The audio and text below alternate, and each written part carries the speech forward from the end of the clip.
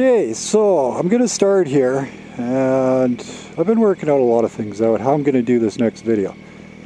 Someone's been really bugging me for a review on the R1. So, I love the R1, absolutely love it. Can't go wrong with one, in my opinion. Just remember, everything in this video is my opinion. Some true facts are going to come out, but I'm also going to round off a few of the facts.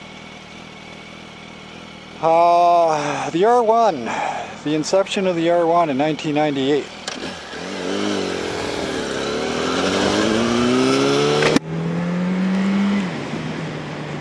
Nice bike,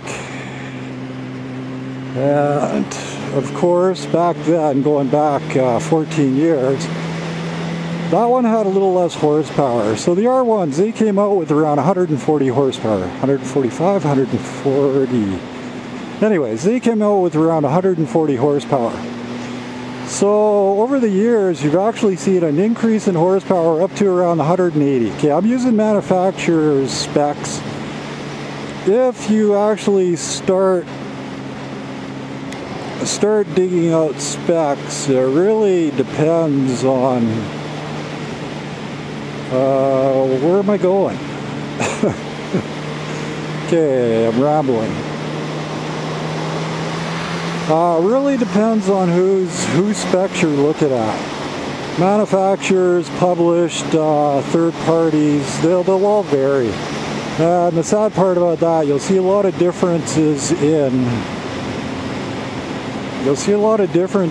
RPMs used to obtain those. But anyways, so they basically started out with 140 horsepower, and now you've seen them ramp up. I haven't gone this way in a long time. You've seen the horsepower of the R1. I do believe it was 07, 08 that was the highest number. Now,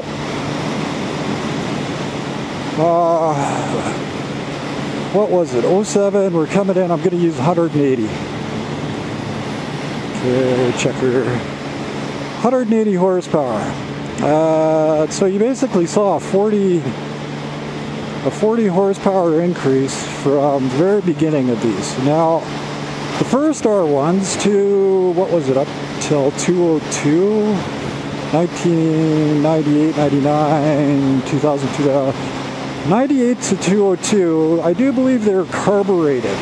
That's when they started, after that year, they started going to the fuel injection system.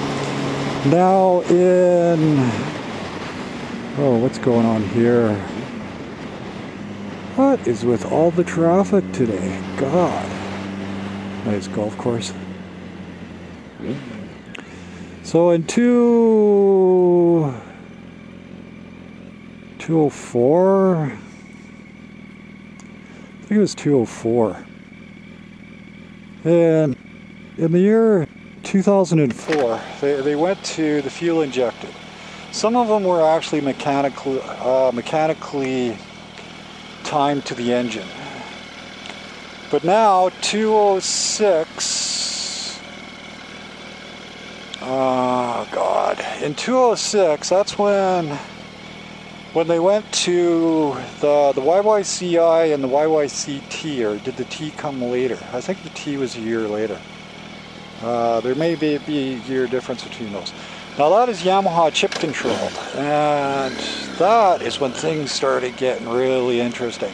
Because now what we're talking about is running programs for ignition, how it's timing, how it's firing, and also running program control for your throttle. Pretty cool. That's how they're able to nowadays run all these controls, anti-spin rider control. The new one, was it 2012 or yeah, 2012, 213. They actually just came out with another rider control, which is very cool for spinning the back tire in corners. You can't overpower it. I kind of like that, and I kind of don't. I I like the philosophy where the rider's in 100% control. You screw up, it's your fault. So that's when they came out with the YYCI, YYCT. And now, before I forget, some guy was really interested in seat height. Seat height has changed a little bit, and it's now roughly, what the hell is that? 33, 22.8, 22.9 for the different years, the newer years. And the older ones, they actually were down an inch. So, okay. So the seat height, you're looking just under 3 feet. No, don't say that, because then someone will get 3 feet stuck into your head. 3 inches is a lot. Okay, so, oops, hit a camera. So let's get the seat height out of the way. Now, the brakes, they've always been duals. Duals on the front, single on the back. And we're talking disc brakes, always. Now, front end, the rake on the R1, it's kicking around 24 degrees. I don't think that ever changed in all years of the R1. If you don't know what rake is, say this is your bike, this is your front end. That's this, degree of the rake on the front end. So, I don't actually think that ever changed. Now, I'm trying to see if any pull are around. So the rake has always been the same on every year. There has been some variation in the length of them. Now, what's important about the overall length of the vehicle? The longer your wheelbase, the more stable you're going to be at speed. And the shorter, the easier it's going to be to throw down in a corner and actually control. So what the hell, I can't, 30, oh Jesus, I can't remember wheelbase. So let's go back to rake, 24 degree rake, and there was only 1 year where they actually didn't use an inverted fork. What was it, 204, 205? Every other year is basically an inverted fork. If you don't know what that is, look it up. And so we went through carbureted, because I want to get the history of this too. I just don't want to do a simple review of the R1. I want to give you some full information. So now, I'm going to jump a little bit. Let's come up to 2009. That's when the big innovation came for the R1. And what I mean by that? Well, that's when they took their inline 4 and did a very unique... They aren't the original creators of this. It's by no means a new idea. They did a cross-plane shaft, and with a cross-plane shaft, what that is each piston is, the firing order is 90 degrees too. I was, what was that, about 3 years ago, I was almost tempted to get another R1, but basically the firing order of your pistons are, the way all the pistons are, is they're basically 90 degrees to each other when they fire, 90 degrees to each other on the stroke, so it gives a more unified power delivery, and it makes it really smooth. And it also has a unique feature that when you're in corners, it's not going to do any pulling. Less pulling. Going to be a smoother delivery of power. And I do believe it was actually Rossi that was really pushing for this. So the cross-plane shaft, it really did a nice job on the R1 for cornering. being able to deliver the power smoothly without screwing up in a corner and basically doing a low side because of your rear end. So it gives it a better power delivery. And every year since that, they've had the cross plane in. Now, when you jump up from the 209 and you go up to, what would that be, the 211, 212, they started getting a little heavier. And when the cross plane came in, they actually lost a little horsepower. I've seen some numbers that don't make sense. And so there's a little bit of variation on the horsepower. So what I'm just going to say is it lost a little horsepower over some of the previous years. Now the difference, let's take a 208, 207, 208. You're just going to cut me off, man? 207, 208. If you ever talk to an experienced rider that's ridden them both, how it'll possibly be described is with the inline 4, that's actually speed warning on the light here. With the inline 4 before the cross plane, it can be described as almost racy, as in you hit the power and man, it feels like it's, you know, it's just giving her shit. Oh God. What do we got? Okay. Now you go up into the 209 and above with the cross plane. Okay, we got to be careful. We're just driving through fresh oil. I can just smell it. You go up into the cross plate and power delivery, it's very nice, but it's more even. So you'll hear a lot of people praise the cross plane for that. Okay, I gotta be careful here. I probably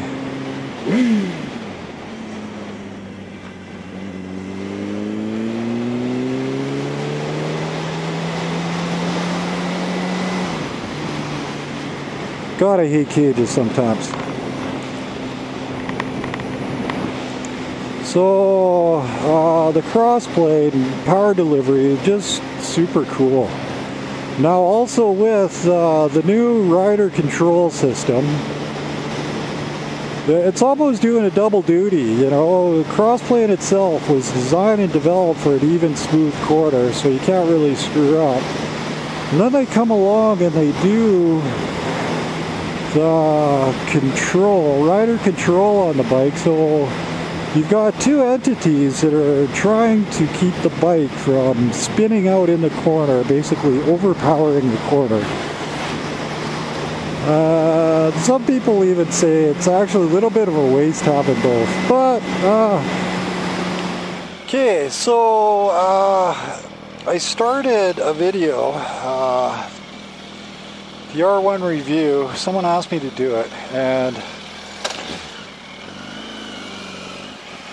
there was a little bit of a problem with the day I was doing that. I lost one of my cameras, and I have to admit, once a little bit bright today. Sun is just so low in the sky this time of year. Okay, so once I lost one of my cameras, I gotta admit, my motivation and the video just went for shit. So, this is part 2, our second now video for the R1 review, because well, I just screwed up once I lost the camera. Okay, So yeah, no, I just want to finish up with, did I get the YCCI, YCCT? Just in case I didn't. I think I was finishing up, or getting right around the cross plane. This could be a really weird video. But anyways, the YCCI and YCCT, what that means is the Yamaha control chip. And it has the control chip for the throttle and the ignition. They're very awesome things. One thing I will say for her is if you do get an R1 or a Yamaha that has those,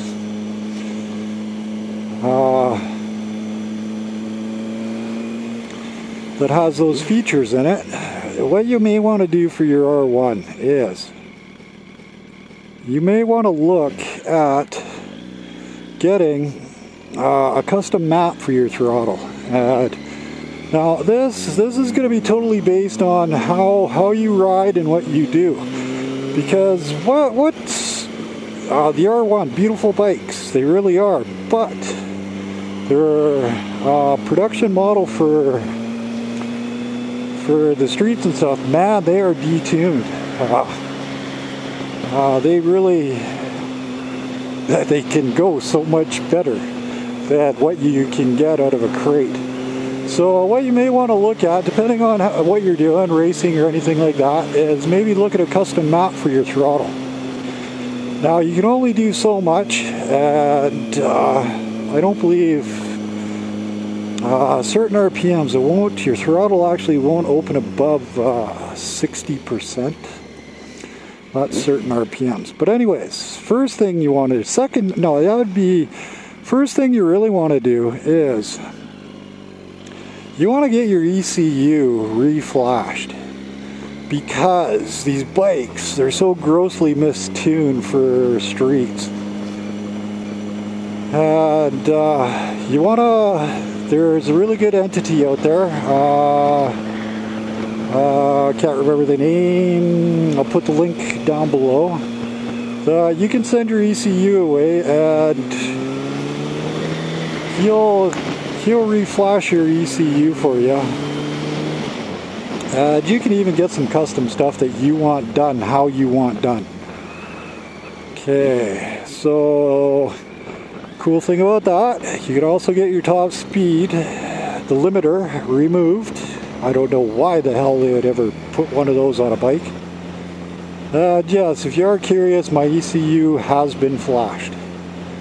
Now, there's a lot of things you can do with your pipes. A lot of different modifications. You can even block off the emission. And it's basically a flat piece that just kills that little door and all the emission crap. So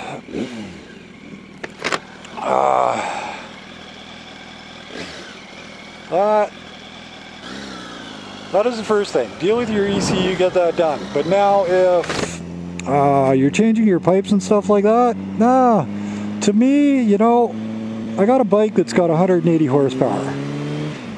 Well, that's okay, that's debatable. I'm just going to go by manufacturer specs and we'll go by specs there. So, throwing on a pipe to make it sound louder, not a high priority for me. I actually like quiet. And, God, I'm thinking of your name.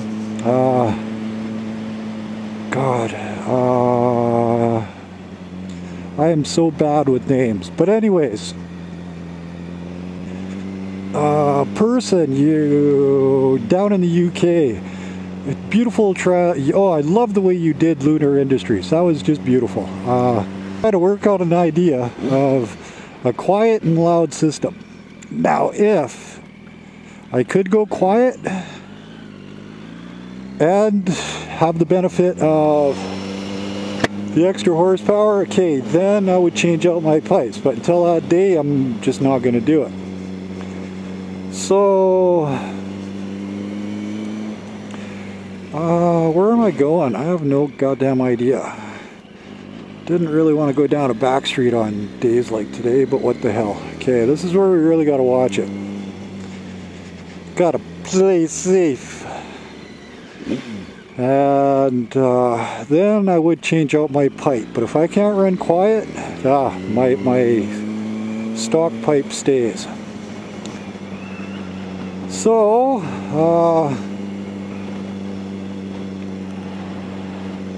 what the hell is that building? Oh. So yeah, no, that's a big criteria for me. Being able to run silent. I also like being able to run dark. That's all I'll say on that one. Figure that out yourself. And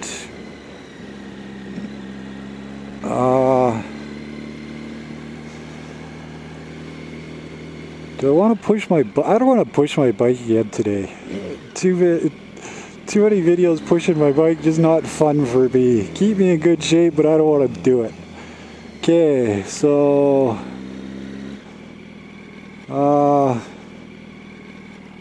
let's see here though.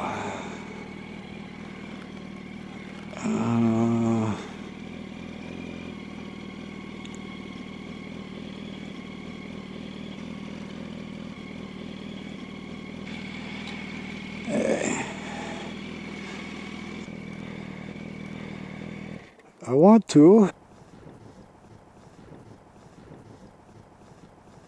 Okay, I don't want my bike to fall over. Okay. No wind, we should be alright. Okay, we're sitting on the top side of Calgary.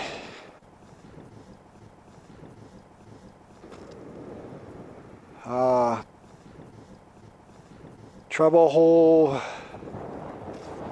straight that way. That's where I work. Now back to the R1 review. Okay, so the YYC Yamaha control chip for ignition and throttle. Beautiful thing about that is what they're getting into with the fancy driving modes with the two. Just awesome. But immediately get your ECU. Well, no, I shouldn't say that. Depending on what kind of driver you are. If you're happy with it out of a box, don't change a damn thing. If you're finding flat spots, because what I found with my R1, there was a flat spot in between 6,000 and 8,000 RPM. I was not happy with it. This is this year, this model too. It's a little different than the newer ones. So you'd actually crack it, and if you're 6 to 8, you'd almost have to wait half a second before it actually kicked it, and then just started going like a bat out of hell. I didn't like that. I find that actually dangerous. When you want your bike to go, man, it should go. That half second can get you killed. But anyways, so get your ECU flashed. Exhaust, depending, that's all up to you. You can do a few other things too. You don't have to do ECU. There's a power commander module, basically piggybacks, and it wraps. Yeah, it's an electronic wrapper, and what it does is it takes over and it redirects the way certain things work with your ignition and the whole bit. So that's another option for people that may need to keep the emissions proper for testing, etc., etc. Me, myself, change your ECU. And now, okay, let's go off into the margin. We're looking at a bike. I did the different years in horsepower, I do believe, where I was talking about 2004 having 140, and now we're looking roughly around 180 horsepower. This isn't true, not true horsepower. No, it isn't. What I mean, as soon as it goes through the drive, it transfers, blah, blah, blah, through your linkage, my chain needs oil, through your linkage, and it hits the back tire. Well, it's actually lost some horsepower in the mechanics. So that's where you got your BHP, back wheel horsepower. But if you want a true 200 mile an hour back wheel horsepower, I would love to get one myself, and I was actually looking at the pricing, a little expensive. Supercharger. Bolts right in, goes under the fairing, and you can't even tell it's there. Man, does it sound sweet. Once again, look down, I'll include a link to that one too. So, Supercharger, another one is a turbo, and turbo kits. They'll once again get you up there and get you going 200 miles an hour, 200 mile an hour plus, give you that nice sound, all that good stuff. Now, they also bolt in place and you can't be seen. Very little changes to the R1 itself. So, I would actually like them both. Not on the same bike. I'd like an R1 Super and I'd like an R1 Turbo. Why not? Someday when I win a lottery, I'll own both those types of motorbikes. So there are two other ways of taking your R1 and just doing some really incredible, stupid things with it to surpass that 200 mile an hour mark quite easily. But this bike, out of the crate, awesome power. And before you start doing anything, what I'll say is drive the piss out of it and figure out what you really need. And why I say that, for the most part, this bike is going to be a lot more than what people will need. Oh yes, but what I will suggest, piss around with your suspension. Out of the crate, it can be a little flat. You can push the rear end down too much, squish it too much into corners where it makes a little sloppier in corners. You can do it. It's not a problem, but this is where I'll say learn your suspension setup.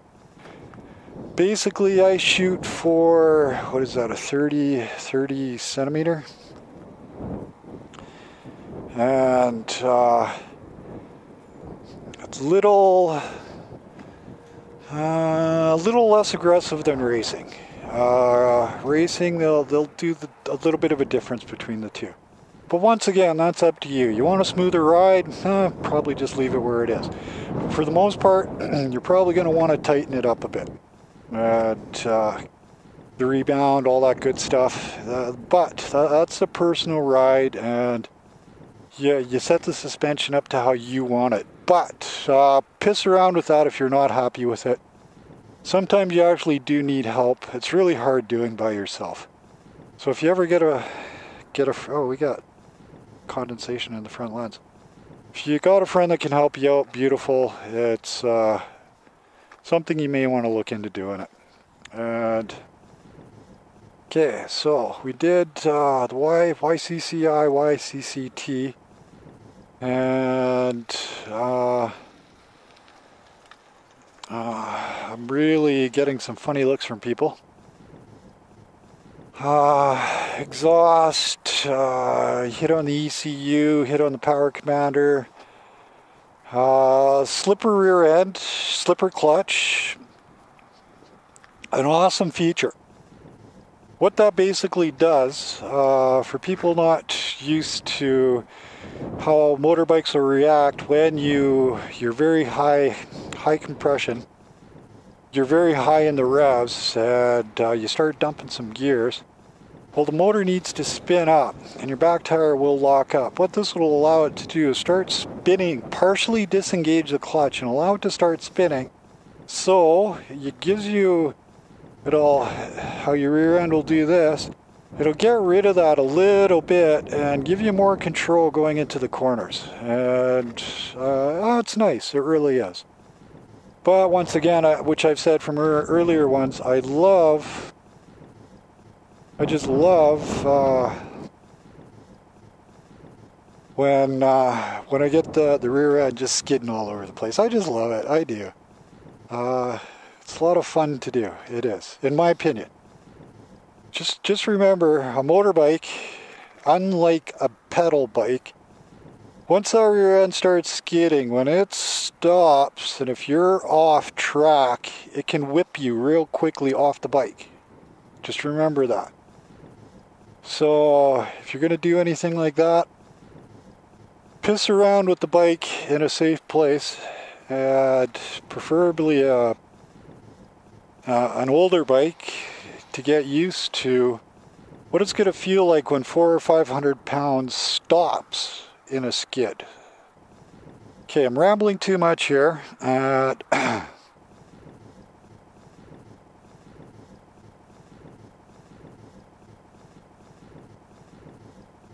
Just remember. Okay, this is actually falling in nice with this video. Just remember, no expectations on the R1, man. You will not be disappointed. No expectations, no disappointments. It's a philosophy, a part of my philosophy of life. Sometimes I forget it. Sometimes I do. Okay, so let's get the hell out of here.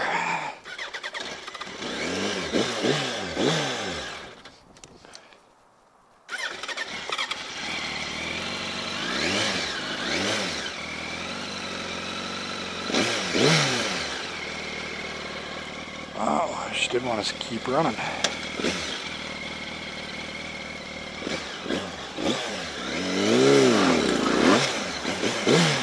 Gotta watch it. Too much dirt and gravel.